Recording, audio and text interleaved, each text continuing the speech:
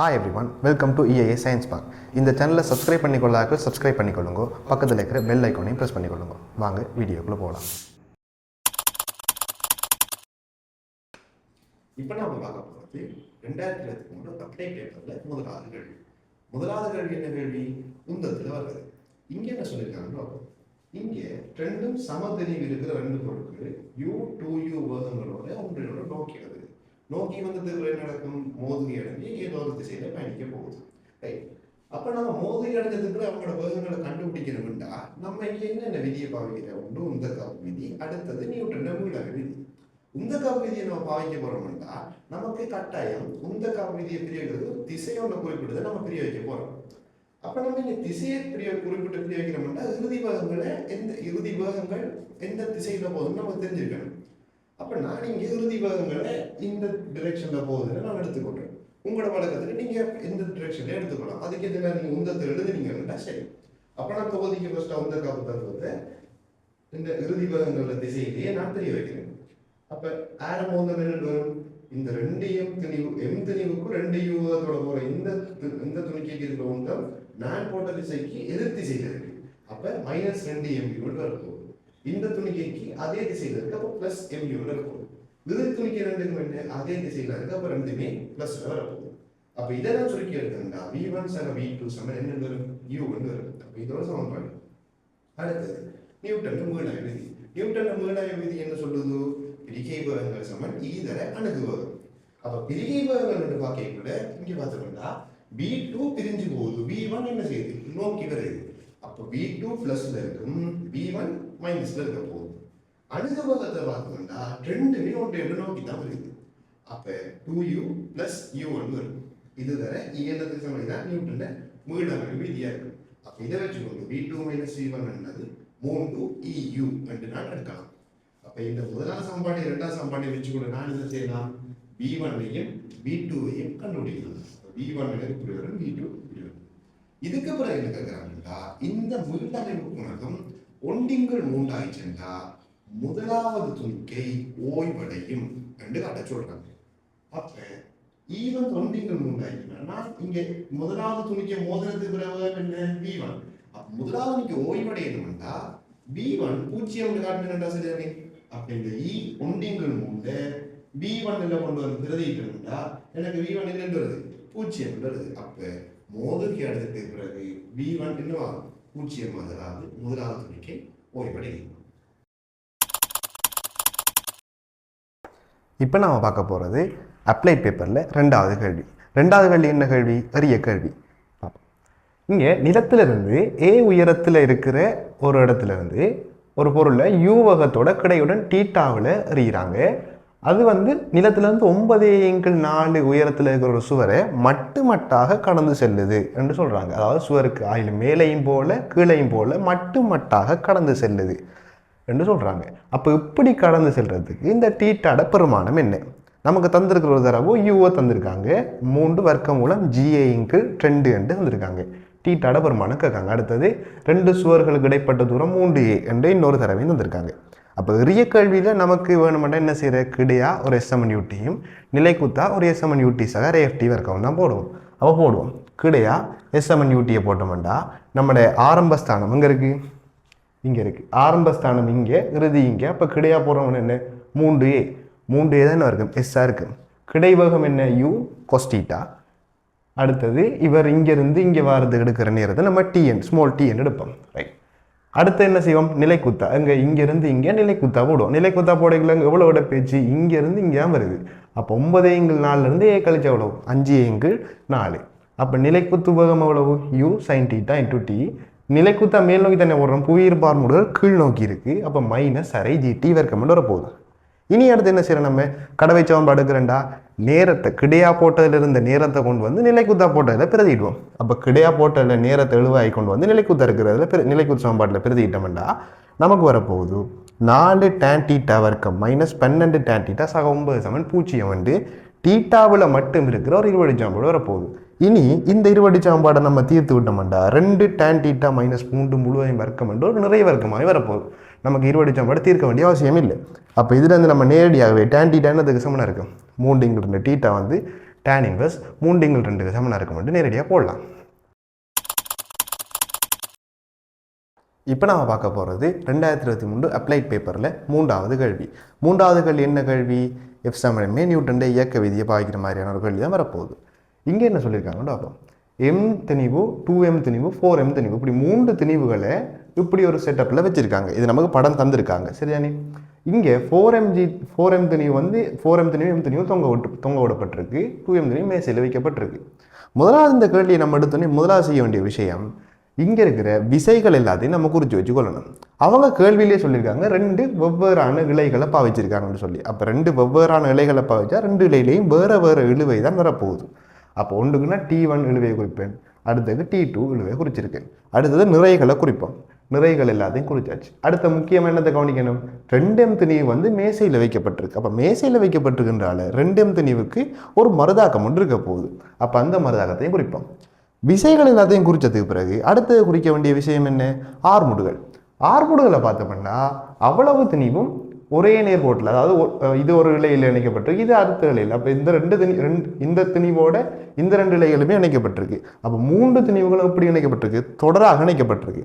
தொடராக இணைக்கப்பட்டது என்ன அர்த்தம்? 3க்குமே ஒரே ஆர்முடுகள் தான் இருக்க போகுது. அதுலேயும் கவனிக்க வேண்டிய விஷயம் என்ன? இங்கே 4M திணிவு, இங்கே M திணிவு. அப்போ 4M திணிவு தான் இங்கால பக்கமாக இயங்க போகுது. 4M திணிவு இங்கால பக்கமாக இயங்குதுண்டா, இந்த 2M திணிவு இங்கால இயங்கும், M திணிவு மேலே இயங்க போகுது. அப்போ இவருக்கு கீழ் நோக்கி Fண்டா, இவருக்கு மேல் நோக்கி F இருக்க போகுது, இவருக்கு கிடையா F இருக்க போகுது. நம்மகிட்ட கிட்ட என்ன, இந்த F துணிகிறதுக்கு தேவையான 3 சமன்பாடுகளை எடுக்க சொன்னவங்க. F துணிஞ்சு சொல்லலை, அதுக்கு தேவையான 3 சமன்பாடுகளை தான் எடுக்க சொன்னவங்க. அப்போ அந்த 3 சமன்பாடு எழுத போனோம்டா, முதலாவது P துணிக்கை, அதாவது M துணிக்கைக்கு நம்ம எழுதினோம்டா, M துணிக்கையுடைய இயக்கம் எங்கே இருக்குது? மேல் நோக்கி இருக்குது. மேல் நோக்கி இருக்குன்றால T2 - mgன்னு வரும். இங்கே பார்த்தீங்கன்னா T2 - mg. அடுத்தது Q துணிக்கை கவனிச்சோம்னா என்ன? 4mg - T1 வரும். ஏன் R துணிக்கை. R துணிக்கை எங்கே இயங்குது? கீழ் நோக்கி இயங்குது. இவர் தான் R துணிக்கை. R துணிக்கை என்ன? 4M திணிவுடைய துணிக்கை. 4M திணிவுடைய துணிக்கை எங்கே? கீழ் நோக்கி இயங்குன்றால 4mg - T1 வரப்போகுது. அடுத்தது Q என்ன? கிடையாய் இயங்குது. கிடையாய் இயங்குன்றால் நான் இந்த திசையில் போகிறேன்டா, இங்கே ப்ளஸ் இவர் மைனஸ். அப்போ T1 - T2 வந்து 2M × F என்றால தரப்பட போகுது. இப்போ நான் பார்க்க போகிறது 2023 அப்ளைட் பேப்பரில் 4வது கேள்வி. 4வது கேள்வி என்ன கேள்வி வராது? வலு கேள்வி வராது. இங்கே என்ன சொல்லியிருக்காங்கன்னா, 1000 கிலோகிராம் துணிவுடைய ஒரு வாகனம் வந்து 800 நியூட்டன் மாறா தடை விசையில 50 மீட்டர்/செகண்ட் -1 வேகத்தில் பயணிச்சு கொண்டிருக்கிறான். இந்த கணத்துல 50 மீட்டர்/செகண்ட் -1 மாறா கதியிலே இந்த கணத்துல என்ஜினால பிரயோகிக்கப்படுற வலு எவ்வளவு என்றால் கேள்வி. முதலாவது பார்த்தீங்கன்னா, மாறா கதி என்றால் நமக்கு என்ன சொல்ல வராங்க? அங்கு ஆர்முடுகள் இல்லை. ஆர்முடுகள் இல்லைன்னா நமக்கு நேரடியாக தெரிய வேண்டிய விஷயம் என்ன? விளைவு விஷயம் அங்கே தாக்கல. அப்போ விளைவு விசை தாக்கல் இருந்தா இந்த 800 இந்த பிஎம் கட்டாயம் எப்படி இருக்கணும்? சமனா இருக்கணும். அப்போ நம்ம அதுக்கு முறைக்கு F = MA போட்டோம்னா P - 800 600 இல்லையானே, அப்போ 0க்கு சமம். அப்போ என்ஜினால பிரயோகிக்கப்படுற விசை என்றது எவ்வளவு சமனா இருக்கும்? 800 நியூட்டனுக்கு சமனா இருக்க போகுது. அப்போ என்ஜினால பிரயோகிக்கப்படுற வேல்யூ இருந்தா என்ஜினால பிரயோகிக்கப்படுற விசை தர வேகம். அப்போ என்ஜினால பிரயோகிக்கப்படுற விசை 800 அந்த 40 கிலோ வாட்னு வரப்போகுது. இப்போ அடுத்த இன்னொரு கேஸ் சொல்றாங்க, இதே வலுவுல 20 மீட்டர்/செகண்ட் -1 வேகத்துல பயணிச்சு கொண்டிருந்த இன்னொரு நிலை. இந்த நிலையில அவருக்கு இருக்கிற தடவிசை வந்து 800/4 V என்று சொல்றாங்க. இங்க V என்றது அந்த கணத்துல அந்த வாகனம் செல்ற வேகம். அப்ப இந்த கணத்துல V எவ்வளவு? 20 போகுது. ரைட். அப்ப இந்த 800/4 V இவர் வந்து மாற தடவிசை வந்து இந்த கணத்துல மாறுது. ஆனா வலி என்ஜினால பிரயோகிக்கப்படுற வலி மாறல. இங்க வாகனம் செல்ற வேகமும் மாறுது. அப்ப அது முன்னே கவனிச்சு கொடுக்கணும்னா சரி. அப்ப வலி மாறலன்னா வாகனம் செல்ற வேகம் தெரியுமாண்டா, வாகனத்துல என்ஜினால பிரயோகிக்கப்படுற விசை நமக்கு கண்டுபிடிக்கலாம் தானே.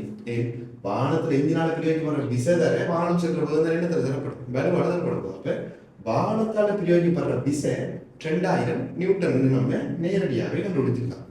அப்ப அதுக்கு பிறகு நம்ம வாகனத்தால பிரயோகிக்கப்படுற விசையும் தெரியும். இங்க நம்ம தடவிசையும் எழுதலாம். ஏன்? V என்றது அந்த கணத்துல வாகனம் சென்ற வேகம். அப்ப அந்த கணத்துல வாகனம் சென்ற வேகம் எவ்வளவு? 20. அப்ப இப்போ 20 தான் அந்த காலத்தில் வான சொல்லுவாங்க. தடை விசை 800 சக 4 தர 20 880 வரை போகுது. அப்போ நம்ம எக்ஸாம் கிடையா போட்டோம்னா வாகனத்தால 2000 போடுது, தடை விசை 880 வரை போகுது. அது சமயம் எம் இன்டு ஏ என்ன 600. அப்போ இதுல இருந்து 600 நம்ம சுருக்கி எடுத்தோம்னா 1.12 என்று வரப்போகுது. இங்கே மீட்டர் செகண்ட் -2 கொடுக்க மாட்டோமே. நீங்கள் ஏக்கு பக்கத்தில் மீட்டர் செகண்ட் -2 இருக்கின்றாங்க, இங்கே மீட்டர் செகண்ட் -2 போட மாட்டோம். இப்போ நம்ம பார்க்க போகிறது 2023 அப்ளைட் பேப்பரில் 5வது கேள்வி. 5வது கேள்வி என்ன கேள்வி? வட்ட இயக்கம். ரைட். இங்கே ஒரு கூம்பு அரையுச்சிக்கோணம் π/3 இருக்கிற ஒரு கூம்போன்னு சொல்லியிருக்காங்க. இந்த கூம்பில் ஒரு திணிவு இருக்கிற ஒரு துணிக்கையை இலையால் இப்படி கட்டி நமக்கு ஒரு செட்டப் பண்ணது இருக்காங்க. இதை வந்து ஒமேகா கோண உதத்தில் சுற்றி கொண்டிருக்குதா. ஒமேகா வந்து வர்க்கமூலம் 2g/L என்ற ஒரு தரவாளையும் தந்திருக்காங்க. இப்போ நம்மள்கிட்ட கேட்குற கேள்வி இந்த இழுவை தான் கேட்குறாங்க. நம்ம இந்த கேள்வியை பல முறையில் அணுகலாம். அதாவது உதாரணத்துக்கு கிடையா நிலை குத்தா போட்டு டீயை மாறையும் கண்டுபிடிச்சி சுருக்கியும் கொடுக்கலாம். இல்லாட்டி நம்ம நேரடியாகவே இந்த கூம்பின் வழியே ஒரு F∗MA எழுதி விடுவோம். ஏனென்றா கூம்பின் வழியே நம்ம F∗MA போட்டோம்னா நமக்கு வரப்போகிற விசைகளை பார்த்தீங்கன்னா இந்த R என்றால் நமக்கு தேவையே இல்லாதவரால், R என்றால கேட்கல நமக்கு. அப்போ இந்த ஆரை பார்த்தோம்னா இவர் சாய்தளத்துக்கு செங்குத்தாக தான் இந்த மருதாக்கம் இருக்க போகுது எப்பயுமே. அப்போ மருதாக்கம் சாய்தளத்துக்கு செங்குத்தாக இருக்குன்னா நம்ம சாய்தளம் வழியே F∗MA போடக்கூட இந்த மருதாக்கம் வந்து நமக்கு வரப்போறல. அப்போ சாய்தளம் வழியே நம்ம F∗MA போடலாம். ஆனால் சாய்தளம் வழியே F∗MA போடக்கூட என்ன கவனிக்கணும்? ஆர்முடுகள் எப்பயுமே மையத்தை நோக்கி தான் இருக்க போகுது. அப்போ ஆர்முடுகளை நம்ம சாய்தளம் வழியே பிரிக்கணும். அப்போ பார்ப்போம். அப்போ சாய்தளம் வழியை மேல் நோக்கி போட்டோம்னா ஆர்முடல் இங்கே இருக்குன்னா அவரை பிரித்தோம்னா இப்படி தான் பண்ணணும். இப்போ F∗MA நம்ம இங்கே இந்த டிரெக்ஷன்லேயே போடுவோம். அப்போ T - mg cos π/3 என்றது இவர் π/3 இவர் 1 விட்டு போனால் π/3. π/3 என்றது எம் ஆர் ஆர் என்றது என்ன? L sin π/3. ஏன் இவர் π/3 என்றால் எல் sin π/3 தான் வரப்போகுது. இவர் இவ்வளோ வந்து ஆரை வட்டைக்கு தாடுற ஆரை. அப்போ எம் ஆர் ஒமேகா வர்க்கம். இவ்வளவும் என்ன? மைய நாட்டு ஆர்முடுகள். ஆனால் நம்ம இங்கே F∗MA போடுறது ஒரு அந்த கூம்பின் வழியே போடுறோம். அப்போ கூம்பின் வழியே நம்ம F∗MA போடுறோம்டா அந்த டிரெக்ஷனில் தான் நம்ம என்னத்தையும் போடணும், ஆர்முடுகளையும் அந்த டிரெக்ஷன்லாம் போடணும். அப்போ மையம் நோக்கி இருக்கிற ஆர்முடுகள் தான் இவ்வளவும். அப்போ சாய்தளம் வழி இருக்கிற ஆர்முடுகள் கட்ட என்ன நடக்கும்? மையம் நோக்கி இருக்கிற ஆர்முடுகள்ற கொஸ் π/r தான் என்ன வரும்? சாய்தளம் வழி சாய்தளம் கூம்பின் வழி இருக்கிற ஆர்முடுகளாக வரப்போகுது. அப்போ இதில் வந்து நம்ம நேரடியாகவே பார்த்தீங்கன்னா ஒமேகா வர்க்கமும் தெரியும், கொசுர பெருமானம் தெரியும், சைன் பெருமானம் எம்ஜி எல்லாம் தெரியும். அப்போ நேரடியாகவே இதை வந்து நம்ம இங்கே கூட்டி விட்டோம்டா இந்த கோவரும் நேரடியாக இழுவை வந்து என்ன வரும்? 2mg என்று வரப்போகுது. இப்போ நாம் பார்க்க போகிறது அப்ளைட் பேப்பரில் 6வது கேள்வி. 6வது கேள்வி என்ன கேள்வி? காவி கேள்வி. ரைட். இங்கே நமக்கு OA என்ற ஒரு காவி தந்திருக்காங்க, OB என்ற ஒரு காவி தந்திருக்காங்க. நம்மள்கிட்ட OC காவியோட அழகு காவியை கேட்குறாங்க. அப்போ OC காவியோட அழகு காவி வேணும் மட்டும் நம்மளால் OC காவியை கண்டுபிடிச்சு அதை வந்து அதில் மொண்டால் பிரிக்கணும். ரைட். OC காவியை நம்ம எப்படி கண்டுபிடிக்கிறேன் என்று பார்த்தா அதுக்கு ஒரு தடவை வந்திருக்காங்க. 2 OA சக BC வந்து 2 OC என்ற ஒரு தடவை வந்திருக்காங்க. அப்போ நம்ம இதை வச்சு கொண்டு என்ன செய்வோம்? OC காவியை கண்டுபிடிப்போம். அதுக்கப்புறம் ஒரு மொட்டை கண்டுபிடிச்சு ரெண்டையும் பிரிச்சு விட சரியானே. ரைட். அப்போ இங்கே பார்த்தோம்னா OA நமக்கு நேரடியாகவே தெரியும், BC தெரியா. அப்போ பிசியை எப்படி கண்டுபிடிக்கிறேன்னு பார்த்தோம்னா பிசி எப்படி எழுதலாம்? BO சக OC இடைக்குள்ள ஓ போட்டு BO சக OC என்று போடலாம் தானே. ரைட். இப்போ நம்ம பார்த்தோம்னா OC இங்கே இருக்குது, இங்கே ஒரு OC இருக்குது. அப்போ நம்ம OC நம்ம நேரடியாக C காவியன்னே போடுவோம். BOன்றது என்னதுக்கு சமன்? -OBக்கு சமனா இல்லையா? சமன். அப்போ -OBக்கு சமன் இருந்துச்சுன்னா 2 OA சக OC அதாவது C காவி -OB காவி சமன் என்னத்துக்கு சமனாது? 2C. அப்போ இந்த 2C இந்த ஒரு 2C சியும் 2C போயிட்டுண்டா இனி C காவி என்றது I சக 6J என்று வரப்போகுது. இனி நமக்கு தெரியும் OC காவியை கண்டுபிடிச்சாச்சுண்டா இனி அந்த காவியிட மட்டு பெருமானத்தை நம்ம கண்டுபிடிக்கணும். மட்டு பெருமானம் என்ற என்ன தரப்படும்? I காவியிட I சக 6J மட்டுன்றது எப்படி தரப்படும்? இவர் ஐயிட குணகத்திர வர்க்கம் சக ஜேட குணகத்திர வர்க்கத்திர வர்க்க மூலத்தால் தரப்பட போகுது. அப்போ 1 வர்க்கம் சக 6 வர்க்கத்திர வர்க்க மூலத்தால் அவரை மட்டும் தரப்படும். அப்போ 5 1 வர்க்க மூலம் 37 சக 6 வர்க்க மூலம் 37ஆல் ஓசியின் அலகு காவி தரப்பட போகுது. இப்போ நம்ம பார்க்க போகிறது 2023 அப்ளைட் பேப்பரில் 7வது கேள்வி. 7வது கேள்வி என்ன கேள்வி? சமநிலை கேள்வி. ஏபி என்ற ஒரு கோள் இருக்கு, 4A நீளமான ஒரு கோள். ஏசி என்றது 3A×2, அந்த சி என்றது ஒரு பிணைய ஒரு முனை மாதிரி அப்படி கோளை சாட்சி வச்சிருக்காங்க. அதுல ஏ என்ற முனையை வந்து சாதாரணமா ஒரு சுவரில் தொடுகைகள் வச்சிருக்காங்க. சாதாரணமா தொடுகையில வச்சு என்ன அங்கதாக்கிற மருதாக்கம் சுவருக்கு செங்குத்தா தாக்கம். சுவர் நிலை கொடுத்தாங்கன்னா மருதாக்கம் அப்படின்னு போகுது, கிடையா இருக்க போகுது, ரைட். அப்ப இங்க முனை வீதியில W1 என்பவர் நிறைய மொத்தம் போட்டுருக்காங்க. நம்மகிட்ட கேட்ட கேள்வி, இந்த கோள் கிடையுடன் π/4 சமநிலையில இருக்கு. அப்ப W1 வந்து W க்கு சமன் என்று காட்ட சொல்றாங்க. அதாவது W1 பெருமானத்தை காண சொல்றாங்க. அப்ப சமநிலை கேள்வி ஒன்றுல ஏதாவது ஒரு விசைன்ற பெருமானத்தை கேட்டாங்கன்னா நம்ம என்ன செய்வோம்? ஒரு புள்ளி வெட்டி திருப்பம் எடுப்போம், இல்லாட்டி கிடையா நிலைக்கு தான் திருப்பம். அப்ப இங்கேயும் பார்த்தோம்னா முனை ஏ பற்றி நம்ம ஒரு திருப்பம் எடுக்கலாம். மீன் இங்க நமக்கு எஸ் என்ற விசை வந்து கிடையா இருக்கு, ஆனா நமக்கு தேவையான W1 நிலைக்குத்தா இருக்கு. அப்ப கிடையா இருக்கிற விசை நிலைக்குத்தா இருக்கிற விசையோட எந்த ஒரு காரணத்தாலும் நம்ம தொடர்படுத்த மாட்டோம். அப்ப நம்ம கிடையா இருக்கிற விசை என்ன செய்வோம்? இல்லாம ஆக்குறதுக்காக முனை ஏ பற்றி திருப்பம் எடுப்போம். எடுத்தோம்னா என்ன வரும்? ஆர் வரும், W1 வரும், W வரும். முனை ஏ பற்றி எந்த சுழியில திருப்பம் எடுக்கணும்? வலஞ்சுழியில திருப்பம் எடுக்கணும். வலஞ்சுழியில் எடுத்தா ஆறால வர்றதுங்க இருக்கும், இடஞ்சுழியா இருக்கும். அப்ப ஆறுல 3 சமன். W1 W1 நோக்கி இருக்க போது வலஞ்சுழியா இருக்கும். அப்ப W தர W கூடிய சப்போஸ் W எவ்வளவு வருது? 2A cos 45 ஆயிடும். W1 4A cos 45 ஆயிடும். அப்ப போட்டோம்னா ஆறுக்குரிய ஒரு தொடர்பு வரும். என்னத்துல? W1 ஒரு தொடர்பு வரும். அடுத்த கட்டமா நம்ம இவரை நிலைக்குத்தா பிடிக்கலாம். ஏன் நிலைக்குத்தா பிடிக்கிறோம்னா எஸ்ன்றது கிடையாது. அப்ப எஸ் கிடையாது, எஸ் நமக்கு தேவையில்லைன்னா நம்ம என்ன செய்வோம்? நிலைக்குத்தா பிரிச்சு விட்டோம்னா ஆறும் W1 இன்னொரு தொடர்பு வர போகும். அப்ப ஆறும் W1 நமக்கு தெரியாது. அப்ப ரெண்டு தெரியா கணியம்னா நமக்கு ரெண்டு சமன்பாடு இருந்தா ஆறையும் W1 கண்டலாம். அதுலயும் நம்ம ஆறு சுருக்கி எடுத்துக்கிறோம், W1 மட்டும் தான் சுருக்கி எடுத்துக்கிறோம், கேட்டே W1 மட்டும் தான். அப்ப இங்க நம்ம நிலைக்குத்தா போட்டோம்னா ஆர் cos π/4 அதான் நிலைக்குத்தா இருக்கு மேல் நோக்கி. W1 வந்து இருக்கு கீழ் நோக்கி. அப்ப இங்க மேல இருந்த ஆர் வந்து இங்க பிரதியிட்டோம்னா W சமம் W1. இதுல இருந்து நேரடியாக நம்ம W1 கண்டுபிடிக்கலாம் இல்லையா? இந்த வரியை நீங்க சுருக்கி எடுத்தீங்கன்னா உங்களுக்கு W1 வந்து W சமம் வரும். இப்ப நம்ம பார்க்க போறது 2023 அப்ளைட் பேப்பர்ல 8வது கேள்வி. 8வது கேள்வி என்ன கேள்வி? ஒரு ஆய்வு கேள்வி. இந்த கேள்வியில ஒரு கப்பியில ஒரு பக்கம் வெண்தண்ணியும் இன்னொரு பக்கம் 2M தண்ணியும் நினைச்சு ஒரு கரடான தளத்தில் என்ன செஞ்சிருக்காங்க? 2M தண்ணியும் கரடான தளத்தில் இருக்கக்கூடிய மாதிரி வச்சிருக்காங்க. அந்த கரடான தளத்துல உராய்வு கோணத்தை வந்து μ சொல்லியிருக்காங்க.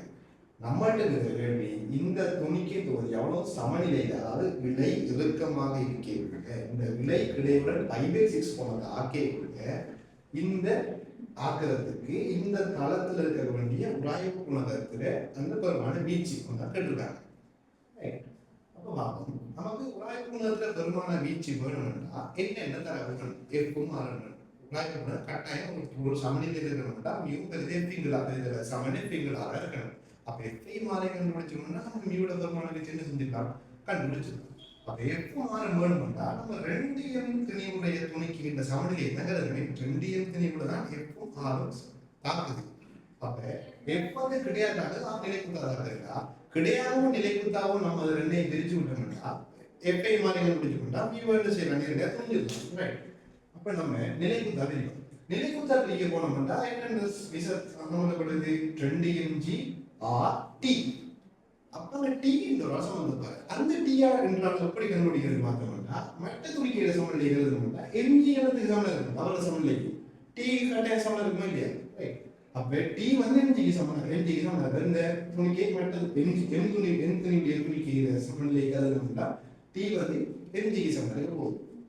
2M துணியுடைய துணிக்கை எழுதணும்னா என்ன நிலைக்குத்தா கருதணும்னா ஆர் வந்து 2mg minus T cos π/3. cos π/3 எவ்வளவு? 60 ரூபாய். cos 60 எவ்வளவு? அரை.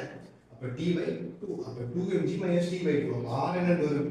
2mg minus mg/2. 3mg/2 வரும். அப்ப R க்கு வந்துச்சு. அடுத்து F பண்ணணும். F பண்ணனும் என்ன செய்யணும்? கிடையாது. கிடையாது என்ன? T cos π R என்றது F க்கு சமமாக போகும். இதுல இருந்து நம்ம F என்ன வரும்? √3mg/2 வந்து இருக்கும். மியூ என்னத்துக்கு சமம்? மியூ எப்படி இருக்கணும்? சமநிலையில் இருக்கணும்னா மியூ பெரிது அல்லது சமன். எஃபிங்களாக இருக்கணும். இதை இப்போ ஒரு துணிக்கு சமநிலையில் இருக்கணும்டா. அப்போ சரி, அப்போ எஃபிங்களாக என்ன வேணும்? எஃப் தெரியும், ஆர் தெரியும்டா. எஃப் வந்து 3mg/2, ஆர் வந்து 3mg/2. அப்போ மியூ என்ன வரும்? 1/√3 என்று வரும். அப்போ மியூ பெரிது 1/√3 இருக்குது. இப்போ நான் பார்க்க போகிறது 2023 அப்ளைட் பேப்பரில் 9வது கேள்வி. 9வது கேள்வி என்ன கேள்வி? நிகழ்தகவு கேள்வி. கொஞ்சம் இலகுவான கேள்விகள். ரைட், நமக்கு தந்திருக்காங்க PA இடைவெட்டு B வந்து 1/3 சமனற்றம், PA' இடைவெட்டு B வந்து 1/12 சமனற்றம். இதை தந்துட்டு நம்மள்ட்ட கேட்குற என்ன? B கேட்குறாங்க. PA இடைவெட்டு B என்ன? Aக்கும் Bக்கும் பொதுவாக இருக்கிற அந்த பிரதேசம். ஆமா இல்லையா? PA' இடைவெட்டு B என்னன்னு A தவிர்ந்த அதோட B என்ற பிரதேசமும் ஒன்றிக்கிற பிரதேசம், அதாவது B மட்டும் என்ற பிரதேசம். இப்போ யோசிச்சு பார்த்தீங்கன்னா B மட்டும் என்ற பிரதேசத்தோட அந்த ஏக்கும் பிக்கும் பொதுவான பிரதேசத்தை கூட்டினீங்கன்னா உங்களுக்கு வரப்போறது அந்த PB என்றதான் வரப்போகுது. அந்த பொதுவானதையும் B மட்டுமையும் நீங்க கூட்டினீங்கன்னா உங்களுக்கு என்ன வரப்போகுது? PB வரப்போகுது. அப்ப இது ரெண்டையும் நீங்க கூட்டினீங்கன்னா உங்களுக்கு கிடைக்க போறது என்ன? PB தானே உங்களுக்கு கிடைக்க போகுது. அப்ப PB வேணும்னா நீங்க என்ன செய்வீங்க? பொதுவான இந்த பிரதேசத்தையும் B மட்டுமே நீங்க கூட்டுவீங்க. அது என்ன வரும்? 5/12 வரும். அடுத்த சொல்லியிருக்காங்க ஏயும் பியும் சாரா நிகழ்ச்சிகள். ஏயும் பியும் சாரா நிகழ்ச்சிகளோட அடுத்த என்ன சொல்லியிருக்காங்க? P A யூனியன் B கேட்டிருக்காங்க. அப்ப அடுத்த கட்டம் என்ன செய்யும்? ஏயும் பியும் சாரா நிகழ்ச்சிகள் என்ன? இடைவெட்ட ரெண்டையும் தனித்தனி பெருக்கங்களா எழுதலாம். அப்ப 1/3 PA சக 5/12. அப்ப PA வரும் 4/5 வர போகுது. இனி நம்ம என்ன கேட்ட? P A யூனியன் B கேட்டாங்க. A யூனியன் B என்ன செய்யும்? PA சக PB மைனஸ் PA இடைவெட்டு B. அப்ப நார்மலாவே நம்ம கண்டுபிடிச்ச மாதிரி PA கண்டுபிடிச்சிருக்கோம், PB கண்டுபிடிச்சிருக்கோம், PA இடைவெட்டு B நமக்கு ஏற்கனவே தெரியும். அப்ப தெரியுமாண்டா இது மூணை பிடிச்சி சுருக்கணும்டா 53/60 என்று வரும். PA union B. இப்போ நம்ம பார்க்க போகிறது 2023 அப்ளைட் பேப்பர்ல 10வது கேள்வி. 10வது கேள்வி என்ன கேள்வி? புள்ளிவியல் கேள்வி. ரைட், இங்க என்ன சொல்லியிருக்காங்கன்னா x1 x2 x3 என்று ஒரு 10 ஈட்டுகள் இருந்திருக்காங்க. அதுல இடை வந்து 30 என்று சொல்லியிருக்காங்க. ரைட், அப்ப இடை 30ன்னா நம்ம அது சிக்மா i சமம் 1/10 xi × 10 சமம் 30 இந்த வடிவத்துக்கு சராசரியை தந்த இடையை தந்தவரை நம்ம ஒரு எழுதக்கூடிய மாதிரி இருக்கணும். அப்ப இதுல இருந்து நம்ம சிக்மா xi எழுதலாம். அதாவது ஒரு தர அந்த ஈட்டு தொகையின் மொத்த கூட்டுத்தொகை 300 என்ற முடிவுக்கு நம்ம வரலாம். இந்த முடிவு அடுத்தது நமக்கு இப்படி ஒரு தரம் வந்திருக்காங்க. அதாவது சிக்மா i சமம் 1/10 xi மைனஸ் 30 வர்க்கம் இதர கூட்டுத்தொகை 1040 என்று சொல்லியிருக்காங்க. சொல்லி போட்டு நம்மகிட்ட மாறல் திறன் கேட்கிறாங்க. மாறல் திறன் என்ன? ஒவ்வொரு வீட்டையும் அதுல சராசரியிலிருந்து கழிச்சு வர்க்கப்படுத்தி கூட்டணும். ஆனா இங்க ஒவ்வொரு வீட்டையும் அதுல சராசரியிலிருந்து அவங்க கழிக்கல. இங்க சராசரி 30, ஆனா அவங்க 20ல இருந்து கழிக்கிறாங்க. அப்ப நம்ம இதை நேரடியா மாறல் திறனை கழிக்கிறதுக்கு என்ன செய்யலாம்? போட முடியாது. அப்ப இதுல இருந்து நம்ம வேறு திறனை எடுத்து தான் மாறல் திறனை கணிக்க போகணும். நமக்கு தெரியும் மாறல் திறனை கணிக்கிறதுக்கு நம்மளோட இதே வடிவத்தில் இருக்கிற சமன்பாட்டில இருந்து நம்ம ஸ்டெப் பை ஸ்டெப்பா செய்து இன்னொரு வடிவம் எடுத்து வச்சிருக்கோம். என்ன? ஒவ்வொரு வீட்டையும் வர்க்கப்படுத்தி கூட்டி அதுக்கு சராசரி எடுத்து அதுல இருந்து சராசரியில வர்க்கத்தை கழிக்கிறதன் மூலம் என்ன எடுக்கலாம்? மாறல் திறனை எடுக்கலாம். அப்ப அதுக்கு நம்ம என்ன வேணும்?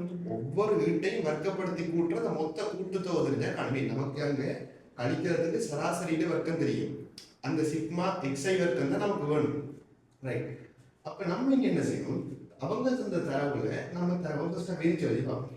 இங்க நமக்கு xi வர்க்கம் இருக்குது, 20xi செய்தது சில 400 வரும். இதை விரிச்சது நம்ம இனி ஒவ்வொன்றுக்கும் தனித்தனியே நம்ம சிக்மாவை கொடுப்போம். சிக்மா கொடுத்த என்ன வரும்? நமக்கு தேவையான ஆள் இவர் தான். இவர் நமக்கு வந்துட்டார். அங்கே பார்த்தீங்கன்னா 40 வழிகள் எடுக்கலாம். நம்ம 40 மாறிலி என்றால் அது வழிகள் எடுக்கலாம். ஐசமோட வந்து xi இவர் எவ்வளவு? இது 30. இது என்ன? சிக்மா ஐசமோட 10 400. இது 400 மாறிலி என்றால் நமக்கு என்ன வரும்? இது 4000 என்று வரப்போகுது.